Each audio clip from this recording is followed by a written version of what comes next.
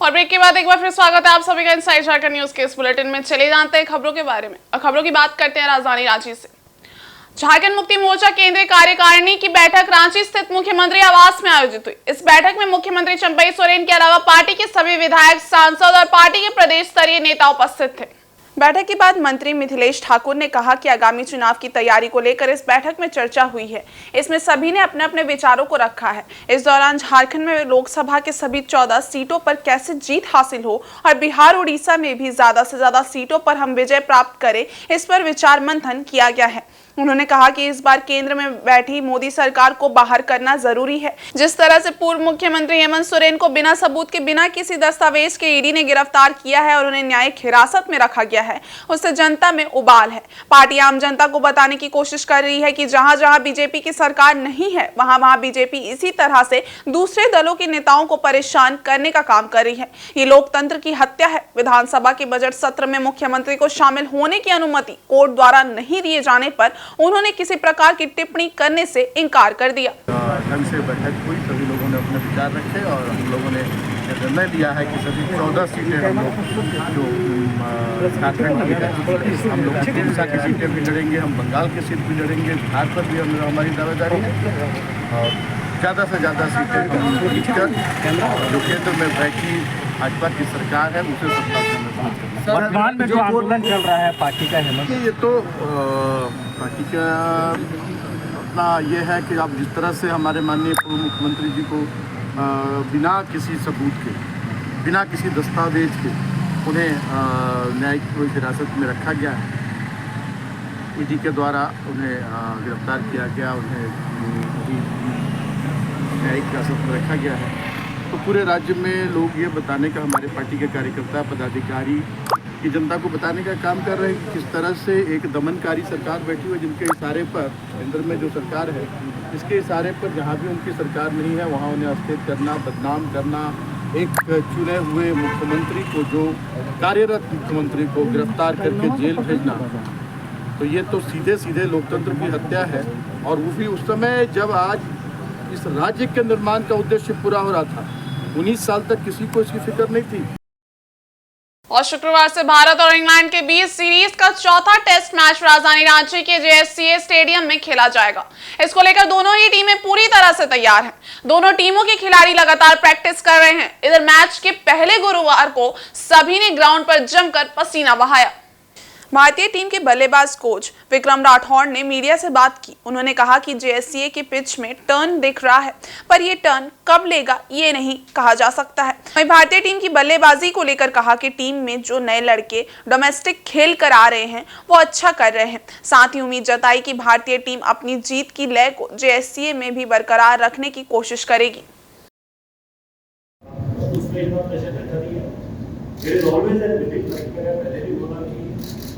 Circuit का strong है और क्रिकेट की खेल जाते हैं, नेटवर्क्स हो जाते हैं, so you are pretty sure कि जो भी आएंगे वो अच्छा करके ही आ रहे हैं और अच्छे प्लेयर। तो इतना प्रेशर रहता है कि आई अंडरस्टैंड कुछ की प्लेयर्स को मिस करना हमेशा रहता है, कुछ की मतलब सबको ये अवेलेबल रहती है better series like this which you are playing at home, it's good opportunity for the young kids to come to doing cricket की खेलने में एक अच्छी अपॉर्चुनिटी है।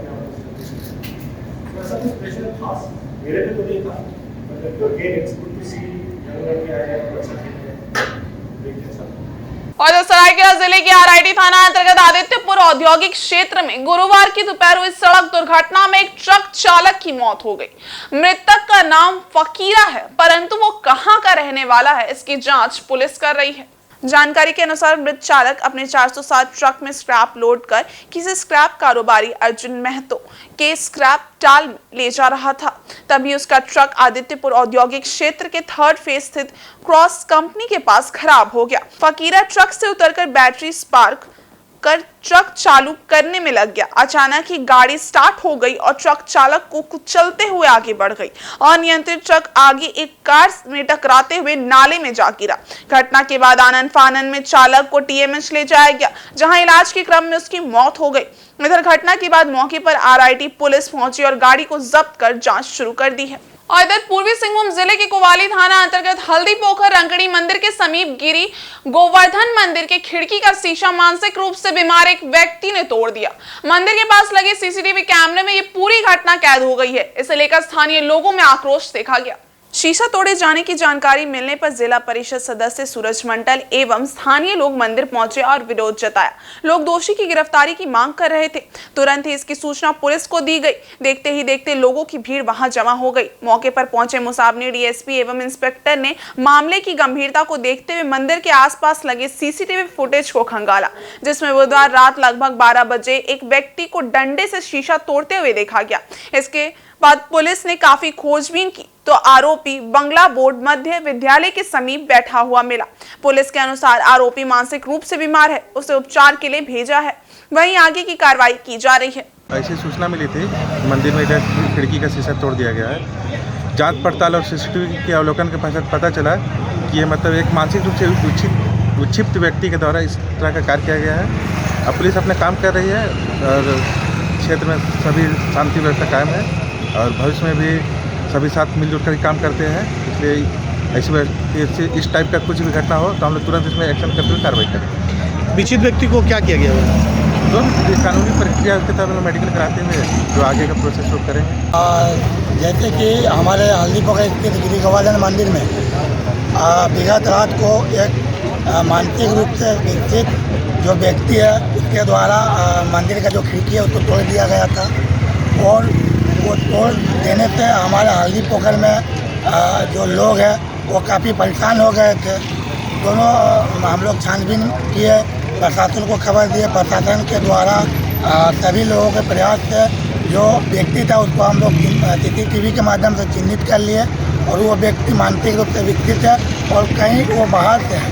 तो ये चलिए हम लोग चिन्हित कर लिए और प्रशासन से ये भी निवेदन होगा कि हमारे हल्दी पोखर में हमारे क्षेत्र में कई ऐसे अवैध रूप से काम चल रहे हैं, जैसे नाता ऐसा आदि अन्य कई जो अवैध रूप है वो काम चल रहा है, जैसे बेटी चोरी, कई मंदिर से कोई हंडी चोरी, ऐसे कई घटना घटते हुए आ रहा। अब पश्चिम बंगाल में सिख आईपीएस अधिकारी जसप्रीत सिंह को खालिस्तानी कहे जाने का मामला अब तूल पकड़ता जा रहा है।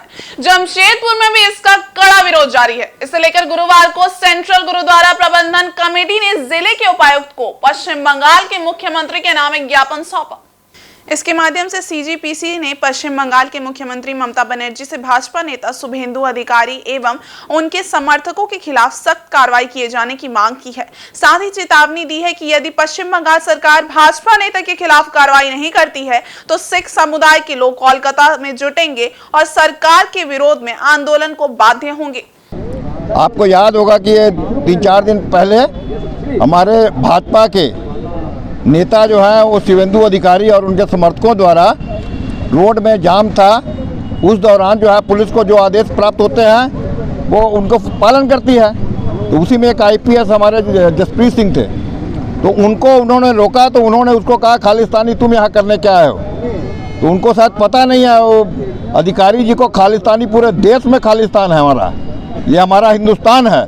ये इस तरह की अशोभनीय बात उन्होंने जो कही है देशद्रोही, वो ऐसे लोगों पर देशद्रोही का केस होना चाहिए जो हमारे देश को तोड़ने का प्रयास वो लोग कर रहे हैं। उसी के विरोध में उन पर कार्रवाई करने के लिए हम लोग ममता बनर्जी को एक पत्र दिए और साथ ही साथ हम लोग बहुत जल्द जो बंगाल के सिख हैं और पूरे हिंदुस्तान के सिख हैं, झारखंड के जमशेदपुर के सिख हैं, हम लोग यहाँ से कूच करेंगे कोलकाता की ओर अगर उन्होंने उस पर कार्रवाई नहीं की तो। और झारखंड विधानसभा के बजट सत्र से पूर्व झारखंड विधानसभा अध्यक्ष के कार्यालय में गुरुवार को सर्वदलीय बैठक हुई। इसमें विधानसभा अध्यक्ष रविंद्रनाथ महतो, मुख्यमंत्री चंपाई सोरेन, नेता प्रतिपक्ष अमर कुमार बावरी के साथ अन्य विधायक उपस्थित थे। बैठक के बाद विधानसभा अध्यक्ष ने कहा कि परिपाटी के अनुसार सत्र से पहले संबंधित सभी लोगों के साथ बैठक की जाती है। इस बैठक में विधानसभा सत्र सुचारू रूप से किस प्रकार चले इस पर विशेष चर्चा और विचार विमर्श मंथन किया गया है। सत्र के दौरान विपक्ष के विधायकों द्वारा जो बात रखी जाती है उसे लेकर सरकार मंथन करती है ताकि जनहित में किस प्रकार से कार्य हो सके। इसे लेकर विपक्ष के विधायकों से भी विचार आमंत्रित किया जाता है। नेता प्रतिपक्ष ने कहा कि सत्र के दौरान राज्य में व्याप्त भ्रष्टाचार के मामले को विपक्ष पुरजोर तरीके से सदन में उठाएगा। आहूत होने के पूर्व ये सामान्य परिपाटी है कि हम लोग पहले अधिकारियों के साथ बैठक करते हैं, सत्र में आवश्यक मटेरियल हमें उपलब्ध कराने में पदाधिकारी लोग मदद करते हैं। इसका मतलब आवश्यक मटेरियल का मतलब यह है कि माननीय सदस्यों के द्वारा जो जन सुविधाओं का और जनता के समस्याओं का जो सवाल विधानसभा में रखा जाता है, उन तमाम सवालों का जवाब उन्हें विभागीय स्तर पर देना पड़ता है। उसके बाद बहुत सारा ऐसे कार्यक्रम है जिसको उन्हें करना पड़ता है। मैजिस्ट्रेट का रिपोर्ट करते हैं, लॉ एंड ऑर्डर का प्रॉब्लम को सॉल्व करते हैं, तरह तरह का विषय उनके पास होता है। इन तमाम विषयों के लिए हम लोग पहले पदाधिकारी के साथ बैठक किए।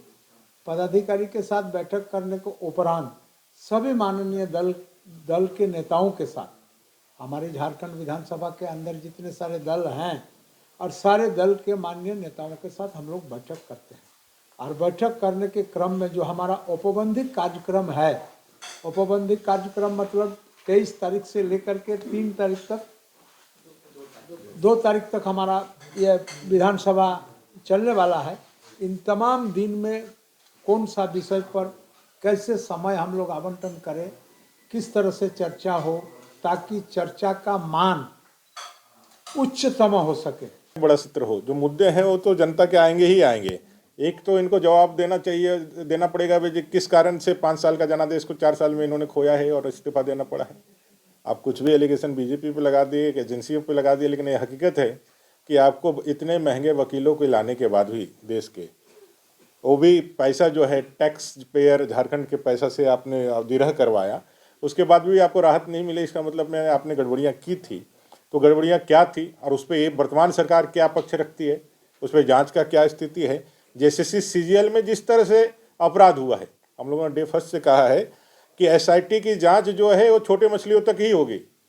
जब इसका दायरा बढ़ करके जो इसमें इन्वॉल्व लोग हैं, जो वाइट कॉलर तक हैं, जो मंत्रिमंडल तक जाता है, वहाँ तक जब इसके गिरवान हाथ पहुँचने लगेगा तो SIT की जांच को या तो धीमी कर दिया जाएगा, इसको डाइवर्ट कर दिया जाएगा। इस पूरे मामले में न्याय बच्चों को और झारखंड को तब मिलेगा जब आप CBI जाँच की अनुशंसा करें। वहीं निर्दलीय विधायक सरयू राय ने कहा कि आगामी दिनों में लोकसभा चुनाव को लेकर बहुत जल्द ही आचार संहिता लग सकती है। सरकार लेखा अनुदान लेकर खर्च करने का अधिकार ले ले एवं बजट सत्र के दौरान सभी विभागों के विषय में चर्चा होनी चाहिए। आचार संहिता लागू हो सकती है। हर व्यक्ति के राजनीति के एजेंडा में अब चुनाव ही हो गया है प्रमुख। आला कमान के यहाँ जाना हो या यहाँ क्षेत्र में जाना हो, ये सारी परिस्थितियाँ इन सबको ध्यान में रखते हुए मैंने सुझाव दिया कि आप 2 महीने का, 3 महीने का, 4 महीने का जो भी सरकार उचित समझे लेखा अनुदान ले ले, खर्च करने का अधिकार ले ले पैसा, और जून में बजट सत्र कर दे। क्योंकि बजट सत्र में अधिकांश विभागों की मांगों पर बहस होनी चाहिए। पहले तो सभी विभागों की मांगों पर होती थी, 25 दिन 26 दिन का बजट सत्र चलता था, बाद में 17-18 दिन में सिमट गया। तो इसमें तो एक तरह से पूरे विभागों को गिलोटिन कर दिया गया, उनका कत्लेआम कर दिया गया। और ये एक तरह से लेखानुदान ही माना जाएगा। ये 2 महीने का लेखानुदान नहीं है, बल्कि पूरे साल भर के लिए लेखानुदान ले लिया, और मुझे लगता है कि सही नहीं हो रहा है। ठीक है। और HEC की खराब हालत पर कोई हल मिलता नहीं दिख रहा है। इसे लेकर पिछले 37 दिनों से HEC कर्मी प्रदर्शन कर रहे हैं। इस प्रदर्शन के क्रम में कर्मियों ने 37वें दिन भाजपा प्रदेश कार्यालय का घेराव किया और विरोध जताया। कर्मचारियों का कहना था कि पिछले 22 महीने से उन्हें वेतन नहीं मिला है, जिससे उनकी आर्थिक स्थिति बेहद ही खराब हो चुकी है। कहा जाता है कि कर्मचारी काम ही नहीं कर रहे हैं, जबकि उन्हें काम ही करने नहीं दिया जा रहा है। भारी उद्योग मंत्रालय से लगातार HEC कर्मियों को निराशा ही मिल रही है। ऐसे में सभी ने भाजपा प्रदेश कार्यालय का घेराव करने का निर्णय लिया है, ताकि उनकी आवाज केंद्र तक सुनाई दे।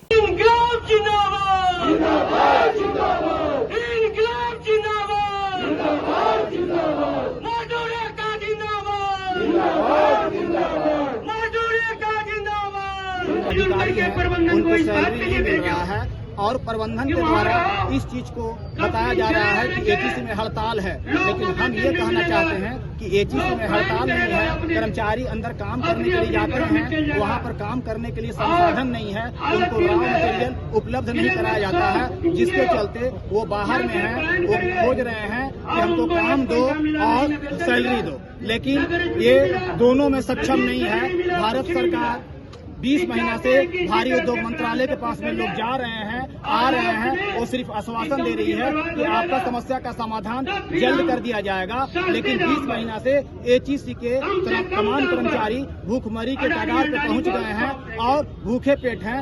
अब यहाँ के तमाम कर्मचारी जीने मरने के लिए तैयार हैं।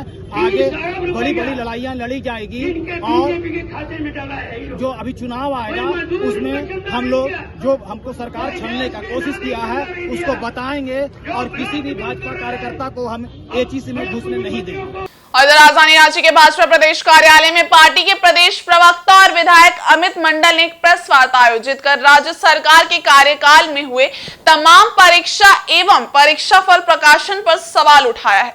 उन्होंने झारखंड कर्मचारी चयन आयोग के परीक्षा पत्र लीक मामले में एवं अध्यक्ष के इस्तीफा देने के विषय पर भी अपनी प्रतिक्रिया दी है।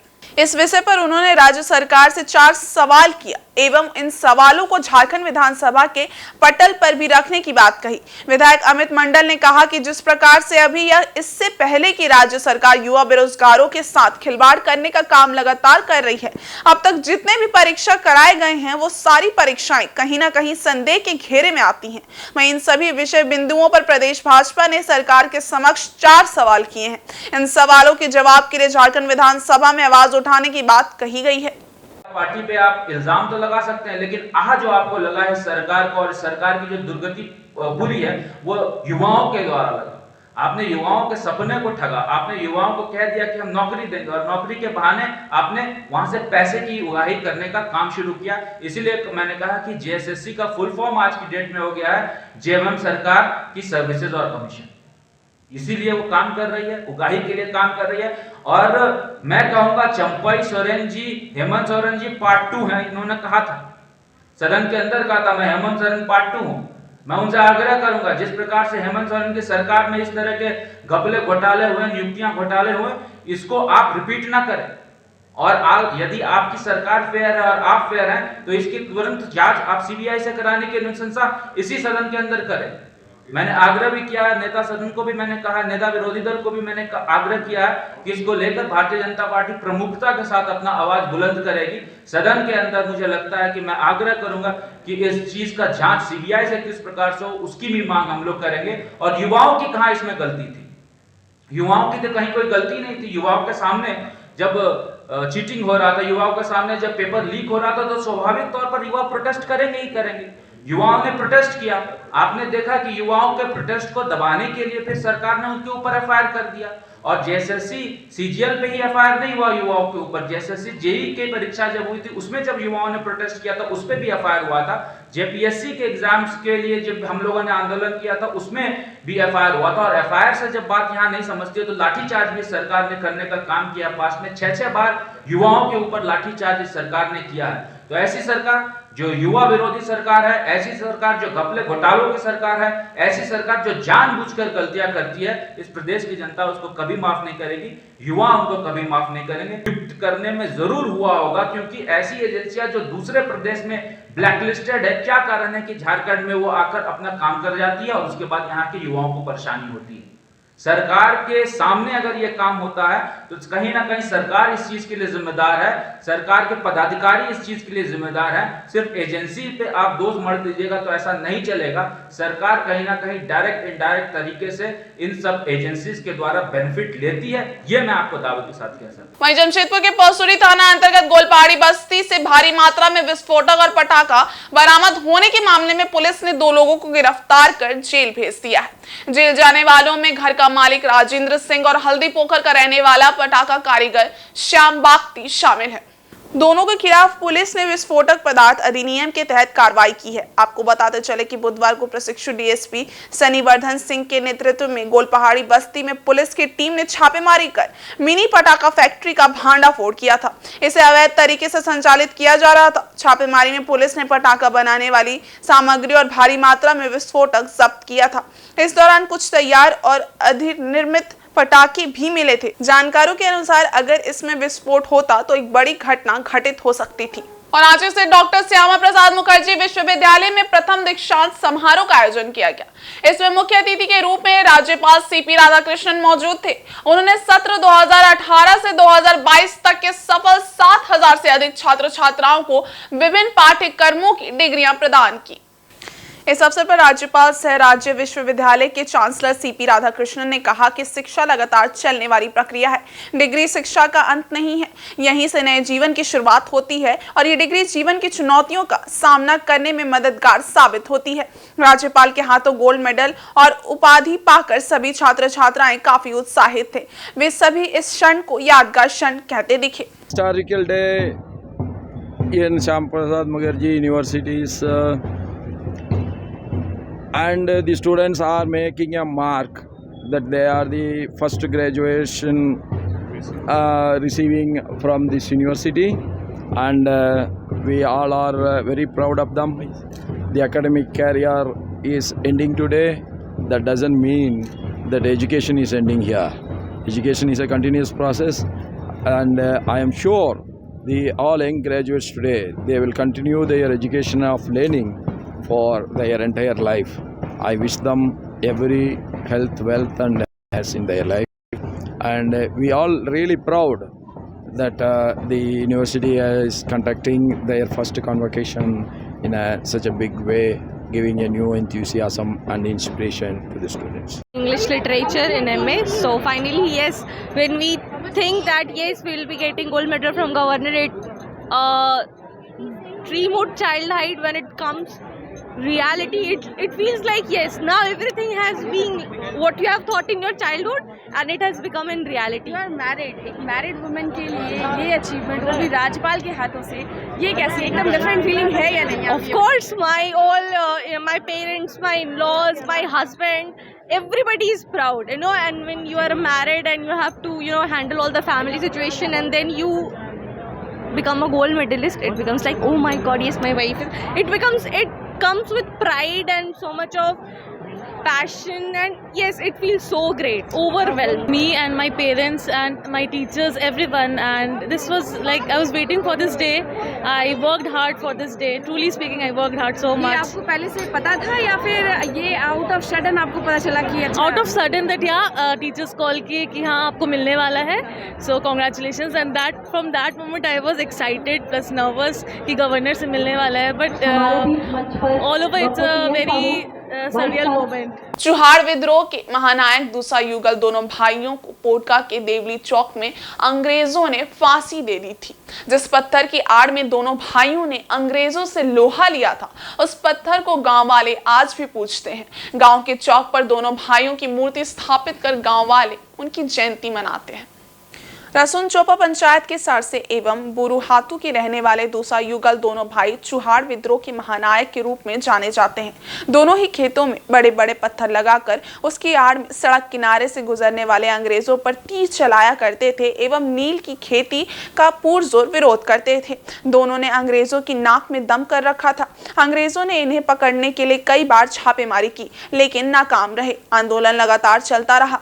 अंततः धोखे से इन दोनों भाइयों को अंग्रेजों ने पकड़ लिया। इसके बाद इन्हें बैलगाड़ी से देवली चौक लाया गया, जहां दोनों भाइयों को अंग्रेजों द्वारा फांसी दे दी गई। इस घटना से पूरा क्षेत्र दहल उठा। इस गांव के ग्रामीण आज भी इन दोनों भाइयों की याद में उनके द्वारा स्थापित पत्थरों की पूजा प्रतिवर्ष करते हैं। साथ ही उनकी याद में रक्तदान शिविर का आयोजन भी किया जाता है। ये जो हमारे इधर का जो इन लोग नेतृत्व करता थे दूसरा जुगल, तो इन लोगों को छल कपट से ही पकड़ा गया और इन लोगों को यहाँ से पकड़ के मतलब बैलगाड़ी में जोत के पूरा आदमी उसमें भर्ती था, वहाँ से जोत के आपका देवली चौक इन दोनों को ले गया था। देवली चौक में जाके इन दोनों को फांसी किया गया, जहाँ पर आज भी वहाँ बहुत सारा ऐसा निशानी है जहाँ पर इन दोनों को फांसी पर चढ़ा गया। उन्हीं की याद में आज हम लोग यहाँ हर साल की भांति इस सरसे माध्यमिक विद्यालय में रक्तदान शिविर का आयोजन करते हैं। स्थानीय ग्रामीण हिमांशु सरदार ने कहा कि दोनों भाइयों के बलिदान को आज भी सभी नमन करते हैं। उनकी याद में गांव के चौक पर दोनों भाइयों की मूर्ति स्थापित कर प्रतिवर्ष 23 फरवरी को जयंती मनाई जाती है। इनका जन्म 23 फरवरी 1790 को हुआ था। इनके द्वारा उपयोग में किए गए हथियारों को आज भी लोग संजो कर रखे हुए हैं, इसलिए पोटका को वीरों की धरती भी कहा जाता है। पहले ब्रिटिश लोग यहाँ तो राज कर रहा था, 200 साल राज करने के बाद धीरे धीरे वो लोग का जो प्रताड़ना ना हम लोग बर्दाश्त नहीं कर पाए। इधर का जो हम लोग का पूर्वज बर्दाश्त नहीं कर पाए, इसलिए लोगों को ये किया जो ज़बरदस्ती नील उल का खेती करा रहा था। इसमें लोग ये नहीं था, मजबूर होकर इन लोगों को आंदोलन करना पड़ा। उस समय इन लोगों को 1832-33 में जो चूहड़ विद्रोह का ये है, इसी में वही ये में लोग थोड़ा सहयोग किया था और इसी आंदोलन में बढ़ चढ़ कर भाग लिया था। इसलिए लोगों को देवली चौक में फांसी दिया गया। इसलिए 23 फरवरी को हम लोग उन लोगों का जन्मदिन को याद करते हुए यहाँ हम लोग का ये मनाते हैं, थोड़ा उन लोगों का जन्म पर्व मनाते हैं। वहीं जमशेदपुर के करंडी स्थित LBSM कॉलेज के दर्शनशास्त्र विभाग की ओर से नई शिक्षा नीति और ओशो की शिक्षा संबंधित अवधारणा विषय पर एक दिवसीय राष्ट्रीय संगोष्ठी का आयोजन किया गया। इसकी अध्यक्षता कॉलेज के प्राचार्य प्रोफेसर डॉक्टर अशोक कुमार झा और संचालन डॉक्टर दीपेंद्र श्रीवास्तव ने किया। इस मौके पर युवा कवि और आलोचक सिद्धार्थ वल्लभ ने कहा कि फिलॉसफी का अर्थ होता है प्रेम और ज्ञान के जरिए सत्य को पहचानना। दर्शन से सच को देखने की दृष्टि मिलती है। ओशो ने कहा है कि हर आदमी का निजी व्यक्तित्व होता है, जिसके निर्माण में उसके परिवेश, परिवार, शिक्षक और शिक्षा की अहम भूमिका होती है। शिक्षक की अब तक बाप जैसी भूमिका रही है, उसे बड़े भाई की भूमिका निभानी चाहिए। LBSM कॉलेज के प्राचार्य ने कहा कि हमारे पूर्वज जहां तक वैचारिक स्तर पर पहुंचे थे, हमें उससे आगे बढ़ना चाहिए। हमें अपने वैचारिक आधार को आगे ले जाना चाहिए। ओशो सिखलाते हैं कि जिसकी जो मौलिकता है उस रूप में उसे विकसित करे। मातृभाषा इसमें बहुत सहयोगी होती है। इस अवसर पर डॉक्टर विनय कुमार गुप्ता, डॉक्टर संचिता भुई सेन, प्रोफेसर विनोद कुमार, प्रोफेसर विजय प्रकाश समेत कॉलेज के शिक्षकगण उपस्थित थे। कार्यक्रम था बिरसा मुंडा व्याख्यान माला के तहत हमने एकेडमिक लेक्चर सीरीज चला रखा है 2 साल से, जिसमें 250 से अधिक सेमिनारों का आयोजन हो चुका है। आज दर्शन शास्त्र विभाग के द्वारा आयोजित किया था कि नई शिक्षा नीति और ओशो का शिक्षा संबंधी अवधारणा। ओशो बहुत बड़े दार्शनिक हुए हैं, उनकी अवधारणा पर हुआ था, जो मनुष्य को मौलिक रूप से विकसित करने पर जोर देते हैं। नई शिक्षा नीति भी कहती है कि मौलिक रूप से मातृभाषा के माध्यम से शिक्षा होनी चाहिए, ताकि हमारे यहाँ ज़्यादा से ज़्यादा आविष्कार हो सकें, इनोवेशन हो सकें, नए तकनीक का निर्माण हो सके। तो उसी पर एक कंपैरेटिव स्टडीज था कि कैसा मनुष्य चाहिए। जैसे ओशो कहते हैं कि हमें समीक्षा करनी चाहिए कि इतने दोनों की शिक्षा व्यवस्था में हम कहाँ पीछे रह गए, कि एक ईर्ष्या से युक्त, संदेह से युक्त, अविश्वास से युक्त, प्रेम और घृणा से युक्त समाज कैसे बन गया। इतनी अच्छी हमारी शिक्षा व्यवस्था है तो लोगों को आदर्शवान होना चाहिए, प्रेम होना चाहिए, सहिष्णु होना चाहिए, वो क्यों नहीं है, इस पर विमर्श करना चाहिए। तो बच्चों को कहा जाए मानो नहीं जानो, हर सिद्धांत पर संदेह करो, अविश्वास नहीं संदेह, और संदेह करेंगे तो वहाँ से फिर हम नई चीज़ों को खोजेंगे। और पूर्वी सिंहभूम जिले के घाटशिला में 25 फरवरी को सीनियर सिटीजन एथलीट मीट का आयोजन होने जा रहा है। यह एथलीट मीट सुबह 6:30 बजे ICC स्थित कंपनी के मुख्य द्वार से शुरू होगी। इसे लेकर गुरुवार को घाटशिला में अभियान फॉर बेटर टुमारो की ओर से एक प्रेस वार्ता आयोजित कर जानकारी दी गई। इसमें बताया गया कि घाटशिला क्षेत्र का एक अति महत्वपूर्ण वार्षिक आयोजन सीनियर महिलाओं और पुरुषों के लिए स्पीड वॉकिंग प्रतियोगिता है। इसमें 55 वर्ष से अधिक उम्र की सभी महिलाओं को 60 वर्ष से अधिक के सभी पुरुषों के लिए केवल चलने की ये प्रतियोगिता होती है। इसमें उम्र के अनुसार दूरी तय की जाती है। कुल 11 वर्गों में इसका आयोजन संत नंद लाल स्मृति विद्या मंदिर के मैदान में होता है। हर वर्ग के 3 महिला विजेताओं को लक्ष्मी देवी चीर यौवन सम्मान और 3 पुरुष विजेताओं को सरयू पासवान चीर यौवन सम्मान दिया जाता है। स्पीड वॉकिंग की सभी वर्गों की प्रतियोगिता सुबह 6:30 बजे से 11 बजे तक संपन्न की जाएगी। दिमाग में, दिल में अवश्य है हर्ष की आकांक्षा, लेकिन उनके उमंग, उनकी ऊर्जा, उनके सारे अरमान जज्ब रह जाते हैं। ऐसे लोगों के लिए उत्सव प्रतिवर्ष हम आयोजित करते हैं और उसका नाम है चिर यौवन सम्मान। यह उत्सव विजेताओं का उत्सव है, जो अपने आलस्य पर, अपने प्रमाद पर, अपनी कुंठाओं पर, अपनी जड़ता पर जो अंकुश लगाकर अपने घर के बाहर जूते पहनकर मैदान में ट्रैक पर चला आए, ऐसे व्यक्तियों का समागम कहलाता है। हमने उसका नाम दिया चिर यौवन सम्मान। सम्मान को डिसाइड करने के लिए एक प्रतियोगिता करते हैं हम लोग, चलने की प्रतियोगिता। वही चाल जो मॉर्निंग वॉकर्स, सुबह में चलने वाले लोग जिस तरह से चलते हैं, ऐसी ही चाल होगी। अपनी उम्र के अनुसार ये चाल बदलेगी, अपनी ज़रूरत और अपने हालात के अनुसार ये चाल बदलेगी, लेकिन केवल हम चलेंगे। और फिर आप यह ना समझें कि जैसे वॉकिंग के नियम होते हैं कॉम्पिटिशन्स के, उनका हम कोई फॉलो नहीं करेंगे, क्योंकि वो तो बड़े टफ हैं। मामूली चाल आप समझिए, जैसे चलते हैं हम सुबह या शाम की सैर में। बस यही सैर, हमारा इरादा ये है कि जो उपेक्षित वर्ग है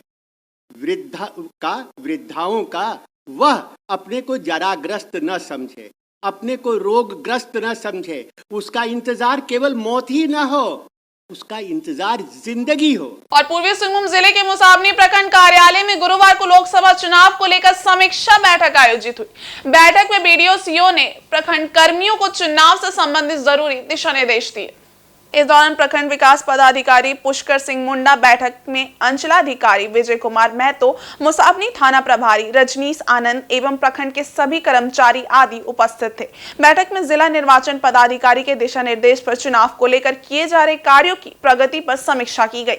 बताया गया कि सभी क्लस्टर पॉइंट तक भौतिक निरीक्षण शुक्रवार को किया जाएगा। इसको लेकर बीडीओ ने सभी कर्मचारियों को आवश्यक दिशा निर्देश दिया। जैसा कि सभी को ज्ञात है कि आने वाला समय में लोकसभा की घोषणा होने वाली है चुनाव की, और चुनाव संबंधी तैयारी के लिए रांची से और हमारे जिला निर्वाचन पदाधिकारी पूर्वी सिंहभूम के द्वारा लगातार कई प्रकार के दिशा निर्देश और कई प्रकार के आवश्यक बैठकें की जाती रही हैं। वीसी के माध्यम से भी कई तरह की जानकारियां भी दी जाती रही हैं, सूचनाओं का आदान प्रदान किया जाता रहा है।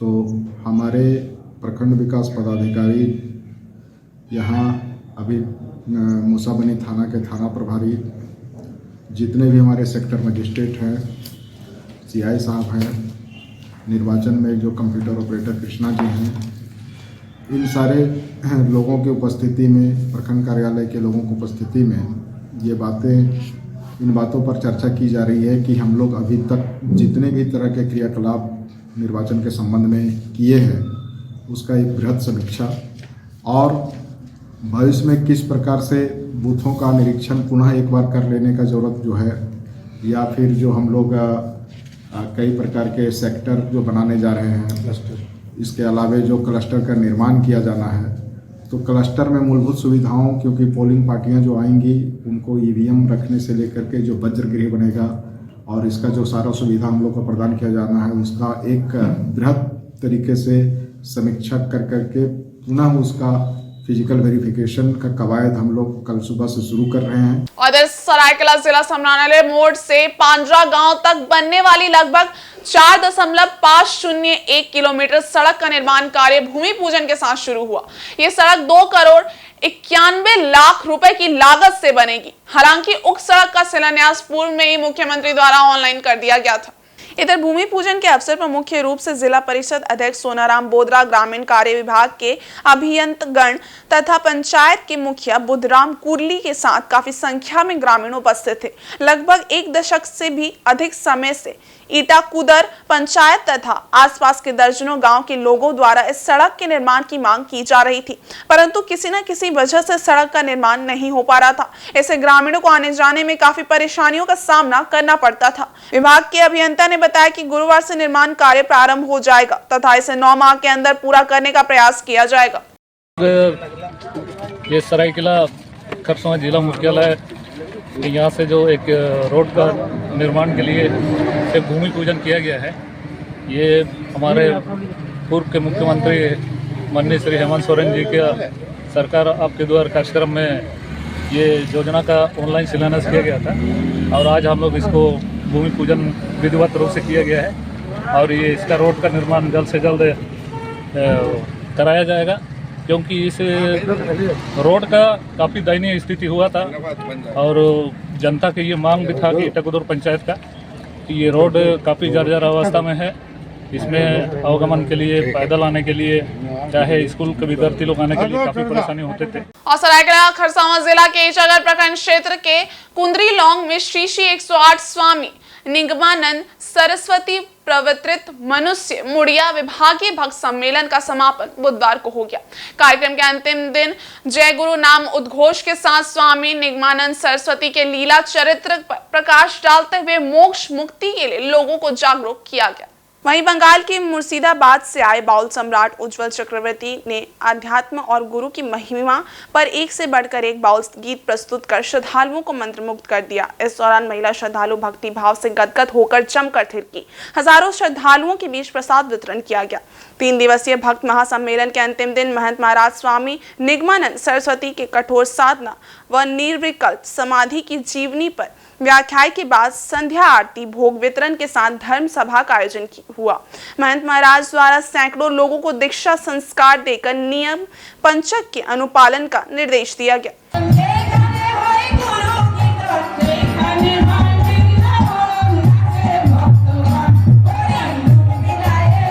সুধাংশুওয়ালার ছায়ামূর্তি ছিল।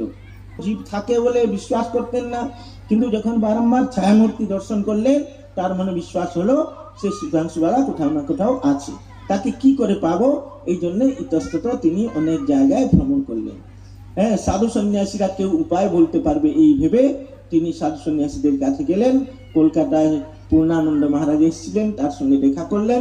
পূর্ণানন্দ মহারাজ বললেন, তোমার স্ত্রীকে ফিরিয়ে দেওয়ার উপায়টা আমি জানি না, কিন্তু সমস্ত স্ত্রী মহামায়ের অংশসমূহটা তুমি মহামায়াকে যদি সাধনার দ্বারা প্রাপ্ত করতে পারো তাহলে তোমার স্ত্রীকে তুমি প্রাপ্ত করতে পারবে। তারপরে তার নির্দেশে তিনি সেই মন্ত্র প্রাপ্তি আর সাধনার জন্য উদ্গ্রীব হয়ে পড়লেন। এইভাবে যখন দিন যাপন হচ্ছিল, একদিন বন্ধ প্রকোষ্ঠের মধ্যে তিনি শয়ন করছেন, স্বপ্নের মধ্যে দেখলেন একজন দীর্ঘকায় জটাজুটধারী সন্ন্यासी যার আলোকে प्रकोष्ठ आलोकित हो जाते। और आज के इस बुलेटिन में बस इतना ही। हम कल फिर हाजिर होंगे कुछ और नई खबरों के साथ। तब तक के लिए देखते रहिए इनसाइड झारखंड न्यूज। धन्यवाद।